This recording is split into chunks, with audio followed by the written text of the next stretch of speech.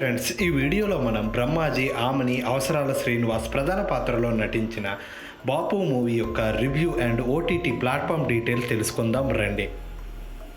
స్టోరీలకు వెళ్తే తెలంగాణలోని ఒక మారుమూల గ్రామంలో ఈ స్టోరీ మొదలవుతుంది. మల్లన్న అంటే మన బ్రహ్మాజీ ఒక పేద రైతు. అప్పు చేసి తనకున్న ఎకరం భూమిలో పత్తి పండిస్తాడు.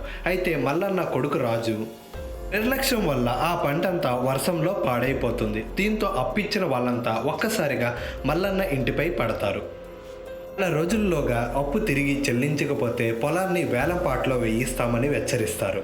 దీంతో చేసేదేమీ లేక ఆత్మహత్య చేసుకోవాలని నిర్ణయించుకుంటాడు మన హీరో. అలా చేస్తే ప్రభుత్వం నుంచి వచ్చే 5 లక్షల రైతు బీమాతో కొంతైనా అప్పు తీరుతుందనుకుంటాడు.